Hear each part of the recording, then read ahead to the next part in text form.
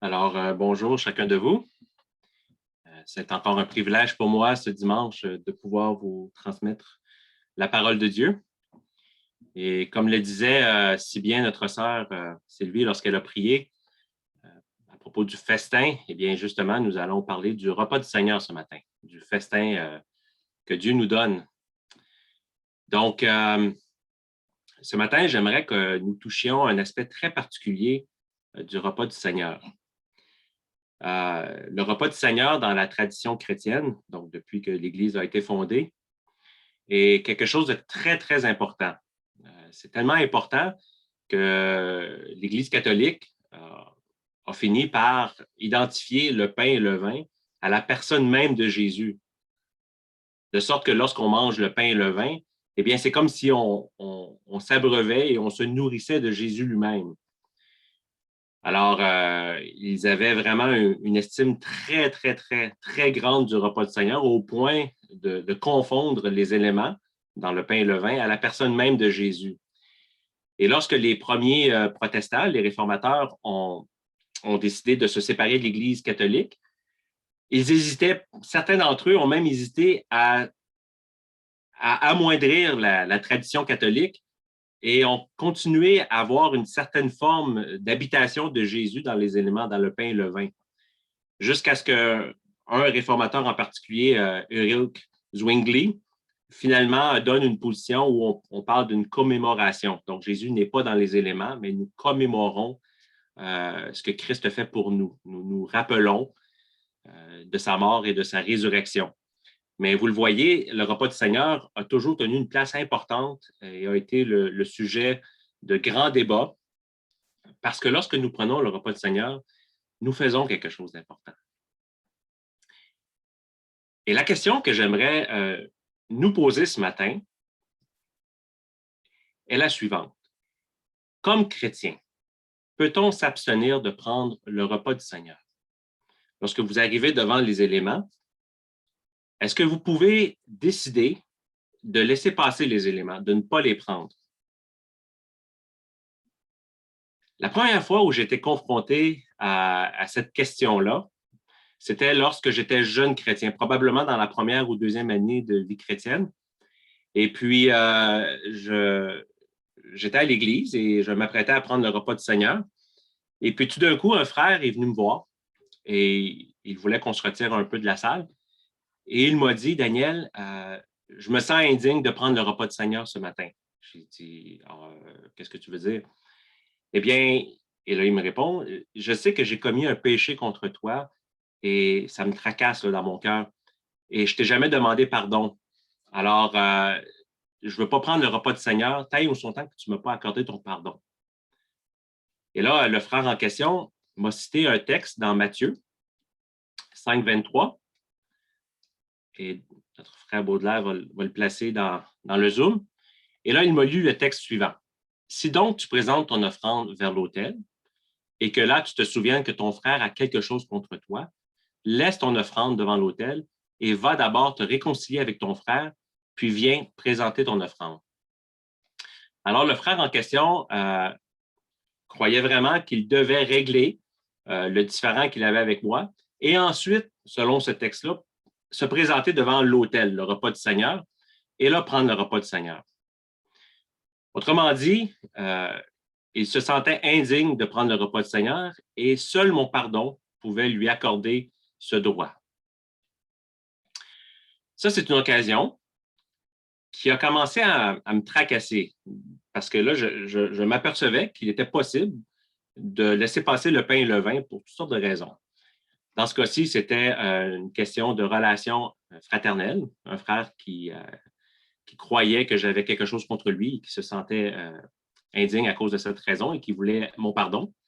Mais des fois, les gens refusent de prendre le repas du Seigneur parce qu'ils ont l'impression d'avoir un péché dans leur vie ou quelque chose qui les rend indignes de le faire.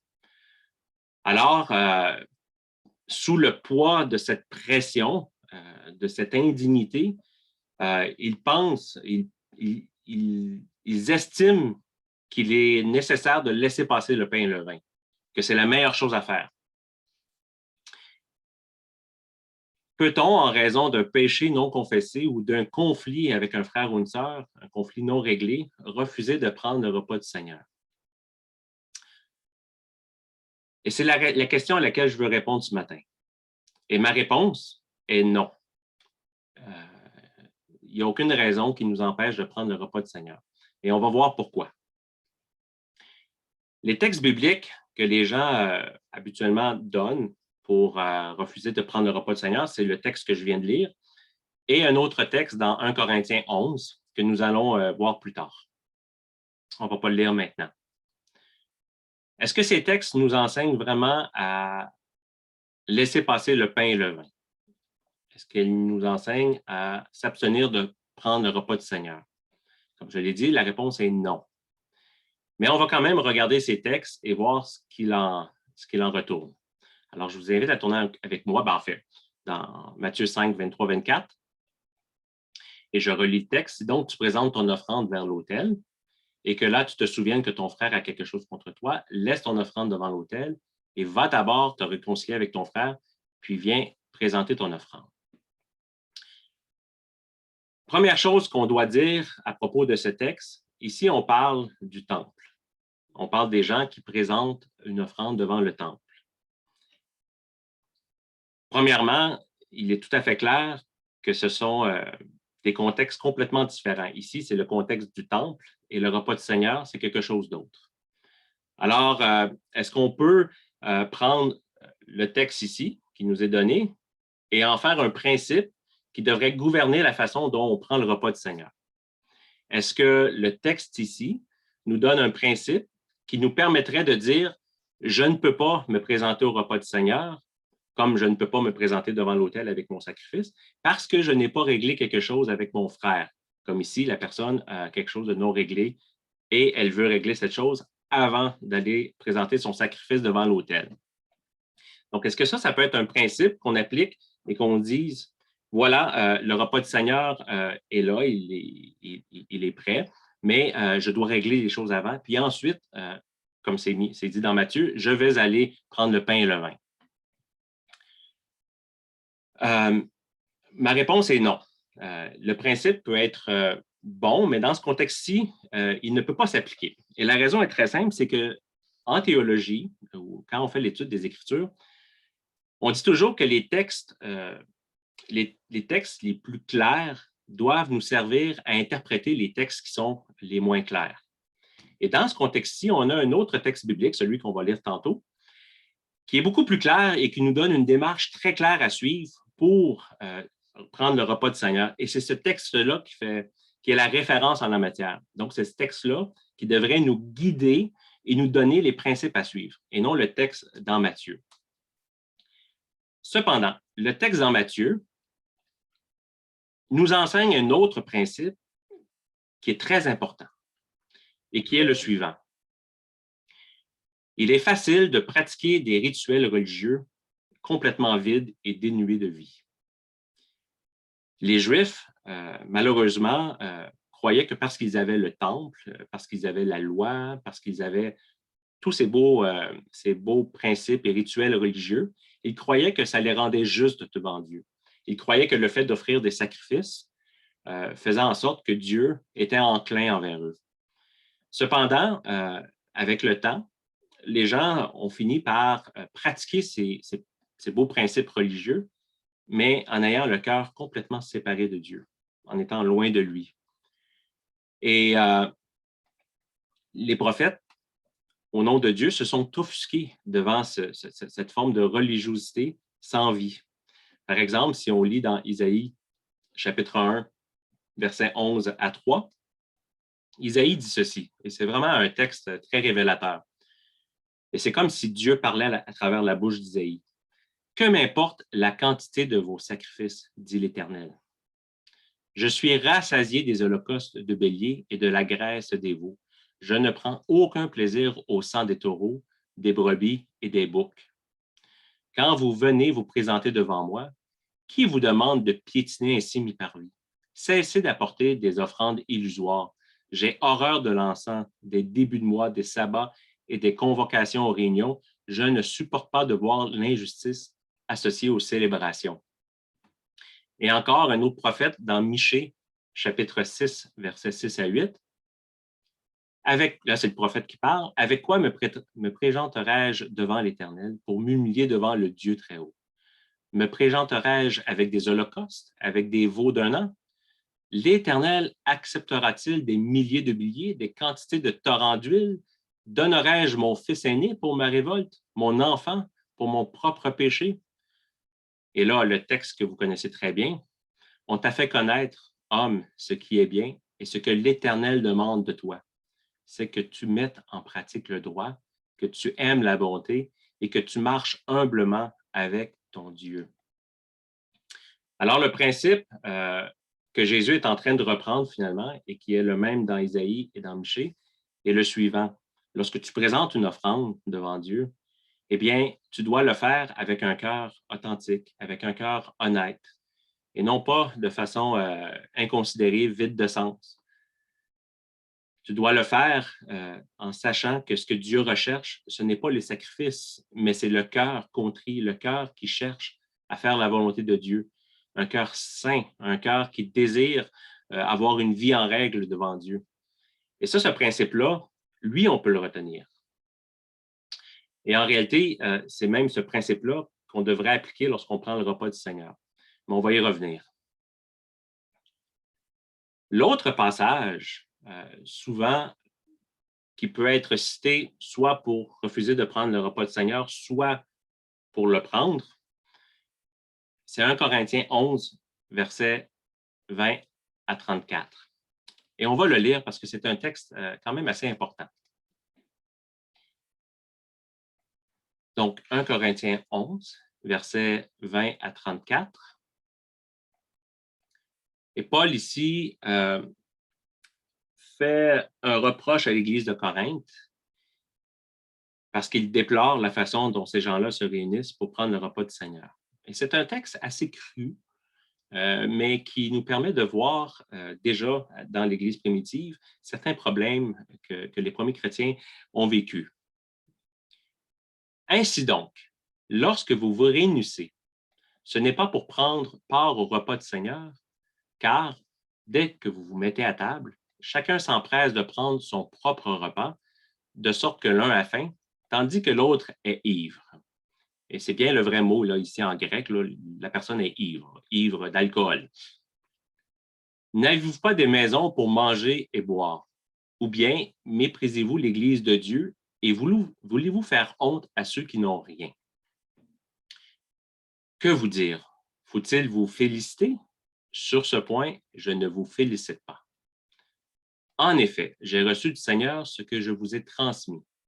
Le Seigneur Jésus, la nuit où il a été arrêté, a pris du pain.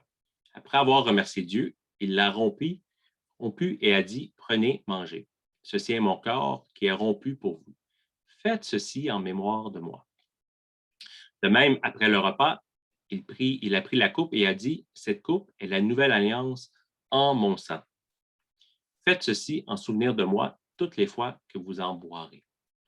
En effet, toutes les fois que vous mangez ce pain et que vous buvez cette coupe, vous annoncez la mort du Seigneur jusqu'à ce qu'il vienne. C'est pourquoi celui qui mange de ce pain ou boit la coupe du Seigneur indignement sera coupable envers le corps et le sang du Seigneur. Et ici, c'est souvent ce verset-là ici qui pousse les gens à refuser de prendre le pain et le vin. Ils ont peur de prendre indignement le pain et le vin. On continue. Que chacun donc s'examine lui-même et qu'ainsi il mange du pain et boive de la coupe. Car celui qui mange et boit indignement sans discerner le corps du Christ mange et boit un jugement contre lui-même. Encore une fois, ici, les gens qui refusent de prendre le repas du Seigneur, c'est qu'ils ont peur d'avoir un jugement contre eux-mêmes. Donc, plutôt que d'éviter d'être jugés par Dieu, ils préfèrent ne pas manger et boire indignement la coupe. C'est pour cela qu'il y a parmi vous beaucoup d'infirmes et de malades et que plusieurs sont morts. Si nous nous examinions nous-mêmes, nous ne serions pas jugés. Mais quand nous sommes jugés, c'est le Seigneur qui nous corrige afin que nous ne soyons pas condamnés avec le monde.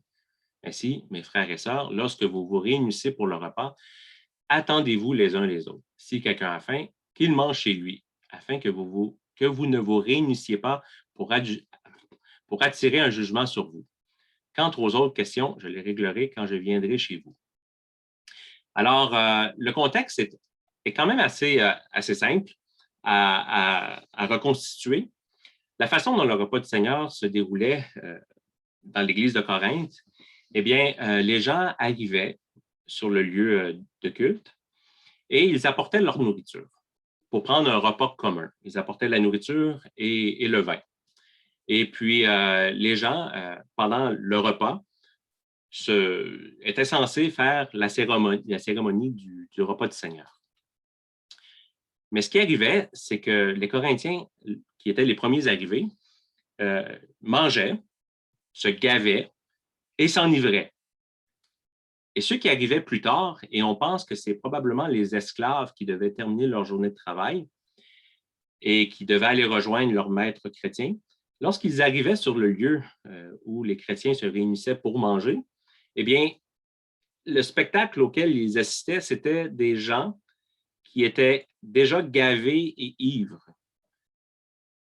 Alors, ces gens-là, premièrement, devaient être très attristés de voir l'état dans lequel les autres chrétiens étaient, mais en même temps, ils n'avaient plus rien à manger. Ce sont des esclaves. Ils n'ont pas beaucoup d'argent, ils n'ont pas beaucoup de biens. Alors, ces gens-là se retrouvaient à avoir faim, alors que les autres étaient gavés. Les autres avaient bien mangé, avaient bien bu, s'étaient réjouis.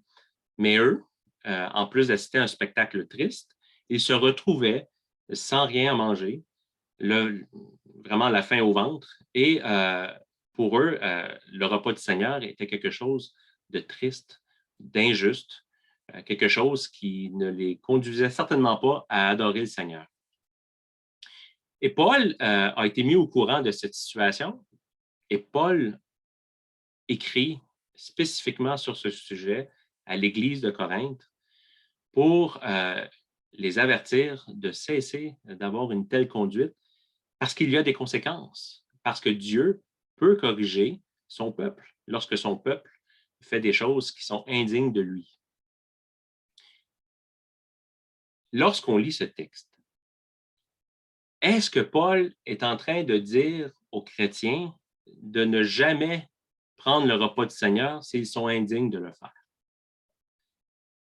Et ça, c'est la question qu'on doit se poser. Lorsque nous considérons ce texte, y a-t-il un endroit où on peut voir clairement, explicitement, que Paul dit aux gens de s'abstenir de prendre le repas du Seigneur, ou même y a-t-il un endroit où implicitement, de façon non dite directe, mais quand même, c'est sous-entendu, où on aurait l'impression que Paul est en train de dire « Ne prenez pas le repas du Seigneur si vous en êtes indigne. » J'ai étudié le texte à plusieurs reprises et la seule conclusion à laquelle j'arrive, c'est que jamais Paul ne sous-entend ni ne dit explicitement que nous devons nous abstenir de prendre le repas du Seigneur. Ça, c'est la conclusion à laquelle j'arrive. Lorsqu'on lit le texte, qu'on le lise en grec, en chinois, en n'importe quelle langue, parce que les traducteurs habituellement traduisent bien, eh bien, le texte est clair.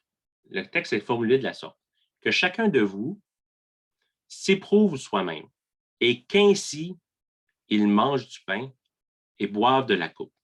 Et qu'ainsi. Le petit et qu'ainsi est très important. Ce que Paul est en train de dire, il est en train d'établir une démarche très simple.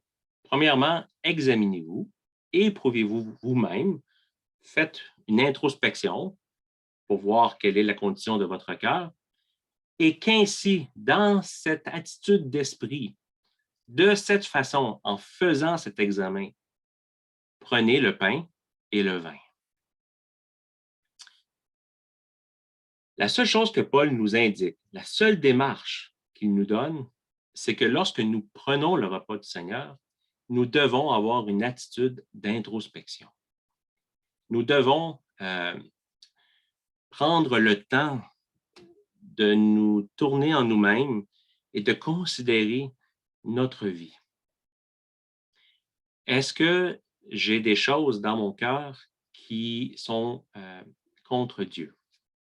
Y a-t-il des choses que je n'ai pas réglées dans ma vie, que je devrais régler? Donc, prendre le temps d'avoir une attitude d'introspection, d'examen personnel et ensuite prendre le repas du Seigneur.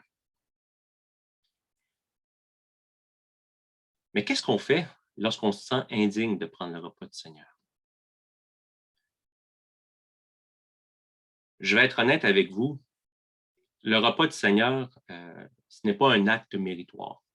Souvent, on peut avoir l'impression que ah, j'ai passé une bonne semaine, là, je me sens bien, là, j'ai l'impression d'avoir été un bon chrétien cette semaine.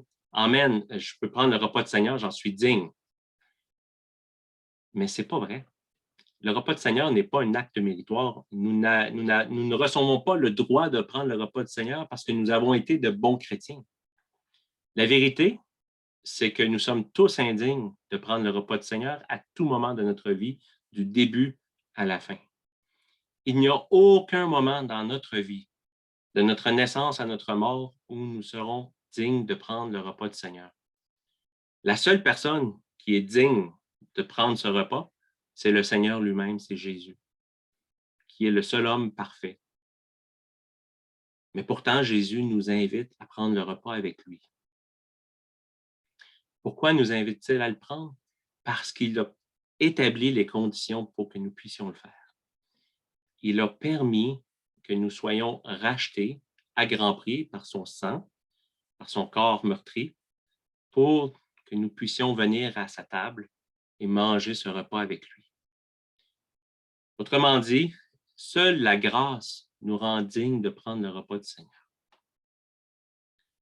Donc, lorsque nous refusons de prendre le repas du Seigneur, ce que nous faisons en réalité, c'est que nous refusons la grâce de Dieu et le pardon divin. Nous refusons d'accepter que peu importe le péché que nous avons lorsque nous nous présentons à la table, mais que Dieu est toujours prêt à nous le pardonner. Donc, c'est comme si, en réalité, nous refusons de nous repentir du péché ou de régler nos désaccords avec nos frères et sœurs. Donc, si vous vous présentez à la table du Seigneur et que vous vous sentez indigne parce que vous êtes en conflit avec une sœur dans l'Église ou un frère, et que vous vous dites non, je ne veux pas prendre les éléments ce matin, j'en suis indigne, mais c'est comme si vous dites en réalité, je ne veux pas régler mon problème. En réalité, je ne veux pas me repentir ou aller voir mon frère et ma sœur pour régler la chose. Donc, c'est comme si, en réalité, vous refusez de voir que vous êtes en relation avec le corps de Christ, c'est-à-dire son Église, et que vous refusez de vivre en Église, ni plus ni moins, de vivre des relations fraternelles qui sont saines. Et si vous avez un péché et que vous refusez de prendre le repas du Seigneur parce que vous avez fait quelque chose pendant la semaine et votre conscience est vraiment traumatisée et que vous trouvez ça lourd, eh bien, si vous refusez de prendre le pain et le vin, c'est que vous refusez littéralement de vous repentir de votre péché et d'accepter que Christ vous a pardonné. Que Christ, par sa grâce, vous invite quand même à venir prendre le repas du Seigneur. Si vous avez, par exemple, une relation avec un frère ou une sœur, puis qu'il y a quelque chose de pas réglé, et que la table du Seigneur se présente devant vous, quelle est la bonne façon de faire selon ce que Paul nous enseigne? Eh bien, si je reprends l'exemple du frère quand j'étais jeune chrétien, voici ce que le frère aurait dû faire. Je ne pense pas que le frère devait littéralement, à cause de quelque chose que moi j'aurais pu avoir contre lui, qu'il aurait dû s'empêcher de prendre le repas du Seigneur. Il aurait dû tout simplement se placer devant Dieu, s'examiner lui-même et dire au Seigneur dans son cœur, Seigneur, je me rends compte que j'ai mal agi envers Daniel et je te demande infiniment pardon, Seigneur, d'avoir commis un péché contre lui. Et je m'engage à aller voir Daniel après avoir reçu le pain et le vin pour lui demander pardon. Euh, si quelqu'un a un péché dans son cœur, eh bien, c'est la même chose. Seigneur, je sais que j'ai péché contre toi cette semaine et j'en suis vraiment, vraiment désolé. Et je ne mérite pas de prendre ce repas du Seigneur. Je ne mérite pas que ton corps a été brisé, que ton sang a été versé pour moi, mais je l'accepte. J'accepte ta grâce, j'accepte ton amour et je veux prendre ce pain et ce vin pour me rappeler à quel point tu as été bon envers moi. Ça, c'est une attitude euh, qui est encouragée par Paul, c'est-à-dire de s'examiner soi-même et ainsi prendre le pain et le vin. Lorsque nous le faisons, eh bien, c'est que nous continuons à accepter de participer à l'alliance que Christ a établie entre lui et nous. Nous continuons à accepter que nous sommes vraiment participants de la vie de Dieu grâce à ce que Jésus a fait pour nous et nous acceptons de continuer à vivre selon la volonté du Père. Lorsque nous prenons le pain et le vin, en nous examinant nous-mêmes, nous continuons à vivre sous la grâce. En réalité, je ne me souviens pas d'une fois dans ma vie chrétienne où j'ai eu l'impression de prendre le repas sans avoir eu quelque chose à confesser à Dieu. Chaque fois que je prends le repas du Seigneur, ça c'est mon expérience, pour moi c'est un moment solennel où je recadre ma vie chrétienne et j'essaie de me resituer par rapport à Dieu. OK Seigneur, où j'en suis dans ma vie chrétienne? Et je prends toujours le repas du Seigneur en me rappelant que ma vie ne m'appartient plus, elle appartient à Jésus-Christ. Et si je vis pour lui. Et le repas du Seigneur, en réalité, c'est un moment précis où nous pouvons, d'une manière communautaire, en Église, le faire, nous rappeler ensemble que nous nous sommes engagés à vivre pour Jésus-Christ, à vivre dans la sainteté.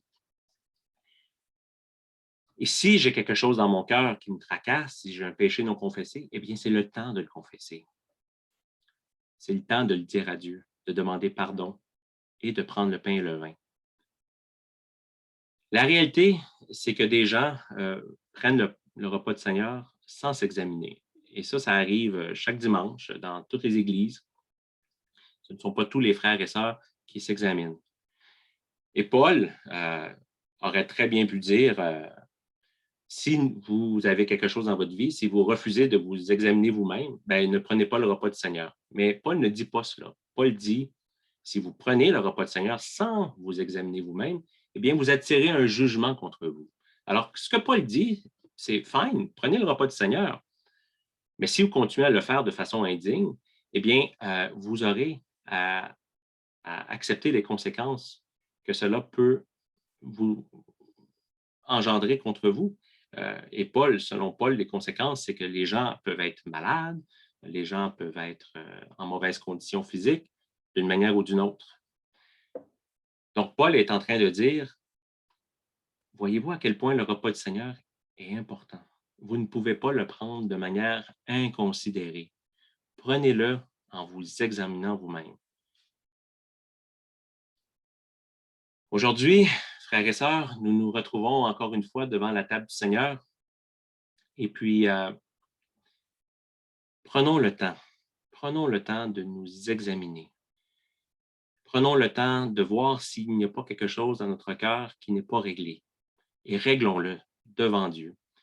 Et si vous ne pouvez pas les régler immédiatement, par exemple, si vous devez régler quelque chose avec une personne et que vous ne pouvez pas le faire immédiatement, ne vous empêchez pas de prendre le repas du Seigneur. Prenez-le, mais engagez-vous devant Dieu à régler la chose. Ne vous privez pas de la grâce de Dieu parce que vous croyez ne pas mériter ou n'être pas digne de prendre le repas du Seigneur. Refuser de prendre le repas du Seigneur, c'est quelque chose qui est terrible. C'est quelque chose qui est terrible parce que c'est comme si, je l'ai mentionné, je le répète, c'est comme si on refusait la grâce de Dieu. C'est comme si on refusait de se repentir de nos péchés. Ça peut attendre, régler quelque chose, même si on ne peut pas le faire physiquement là, on peut le faire dans son cœur, devant Dieu, pendant qu'on prend le repas du Seigneur. Et ensuite, on ira régler les choses.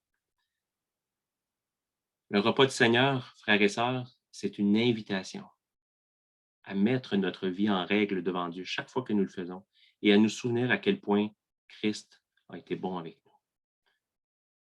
Alors, c'est tout ce que j'avais pour vous ce matin. Que Dieu vous bénisse, frères et sœurs. Amen. Amen. Merci.